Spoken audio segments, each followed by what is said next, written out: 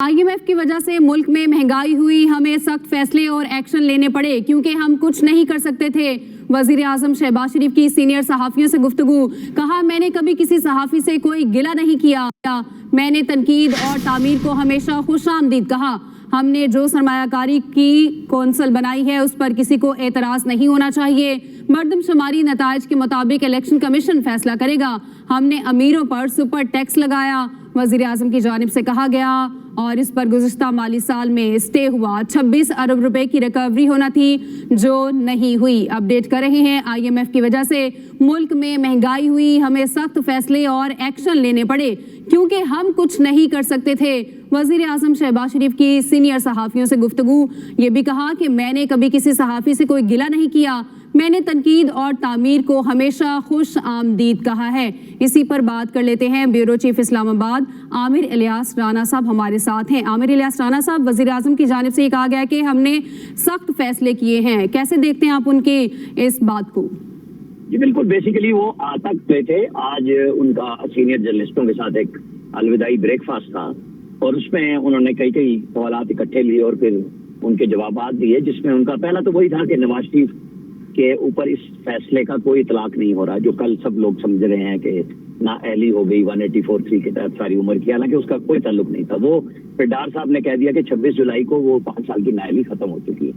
फिर शहबाज शरीफ का के बारे में बात हो रही थी कि जी आप हर चीज में प्रेज आर्मी चीफ को कर देते हैं, और ये कहा गया कि जी आपके बड़े ताल्लुकात हैं एस्टेब्लिशमेंट के साथ। तो उन्होंने हंसते हुए कहा कि मेरे कब ताल्लुकात ठीक नहीं रहे, लेकिन मुझे 30 साल से ये ताना दिया जाता रहा है, लेकिन मुझे ये तो कोई बताया कि मुझे रियायत कब मिली इन ताल्लुकात की बुनियाद पे। उनका इशारा ये था कि अटक किले में रहा, जेलों में रहा, एग्जाइल में गया, तो मुझे एस्टेब्लिशमेंट ने कभी कोई रियायत नहीं दी, लेकिन उनका कहना ये था कि मैं ताल्लुकात बना के रखने का कायल हूँ। तो बाराकऊ के हवाले से सवाल किया कि आपने इस पे जो एक इंटरचेंज बनाया है, ब्रिज बनाया है, उस पर भी आपने तारीफ कर दी। तो उन्होंने कहा NLC है, वो आई थी और लेट हो रहा था, तो मैंने कहा कि इसे मेरे टेलीवर में कराएं, आर्मी चीफ ने हेल्प की, तो मैंने शुक्रिया कर दिया। और मैं तो खुद 97-98 में NLC और FWO को पहली दफा शहरों में काम के लिए लाया, जनरल जहांगीर करामत के दौर में। वो अपनी हिस्ट्री बता रहे थे कि हमने 97-98 में ज़राई टैक्स लगाया, लेकिन ब्लैक मनी को वाइट करने के लिए इमरान खान ने, जो लैंड माफिया कह लें आप, कुछ भी कह लें उसको, कि उनको जो रियायतें दी वो इमरान खान ने दी। हमने तो आके कोई ऐसी एमनेस्टी नहीं दी कि ब्लैक मनी को आप वाइट मनी कर लें। उनका हाथा ये था कि IMF का सख्त प्रोग्राम हमें मजबूरन लेना पड़ा।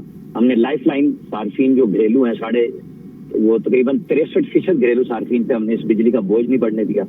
लेकिन अब हम क्या करें, ऐसे मसाइल जिसमें धरने रहे 5-6 साल पहले, उसमें नवाज शरीफ को जिंदगी भर लोगों को याद रखना होगा कि उन्होंने पाकिस्तान से लोड शेडिंग खत्म की और CPAC लाए, इन्होंने तबाह बर्बाद किया इमरान खान साहब का। इमरान खान साहब के ऊपर ज्यादा तनकीद नहीं थी, लेकिन उनकी हदफ तनकीद या निशाना वही थे कि जिनकी मुश्किलात, जो मसाइल आज पाकिस्तान को हैं, उनके फैसले और गलत फैसलों की वजह से ये सारे काम हुए। उन्होंने बताया कि क्या उनको रिग्रेट है, वो यही है कि पहले 9 मई से पहले तक तो धरने और लॉन्ग मार्च यही कुछ नहीं करने दे रहे थे, ऊपर से मुआहदे प्रॉब्लम में आए हुए थे।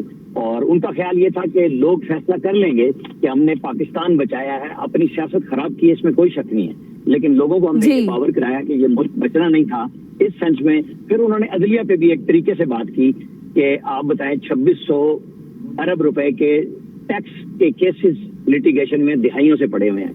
190 अरब रुपए का सुपर टैक्स जो बड़ी शुगर और इंडस्ट्री और इस पे सीमेंट इंडस्ट्री पे बराह रास्त मालकान पे, ऑनर पे लगा, वो स्टे दिया हुआ पिछले साल से, वो बराह रास्त गवर्नमेंट के खजाने में आना था जो नहीं आ सका है। उन्होंने कहा जी कस्टम चोरी बेपनाह होती है, उसके अंदर टैक्स एवेजन ड्यूटी में होती है जी, उसमें हमारे FBR के एहलकार मौजूद होते हैं सारे। आमिर इलियास राना, ब्यूरो चीफ इस्लामाबाद हमारे साथ मौजूद थे, आपका शुक्रिया।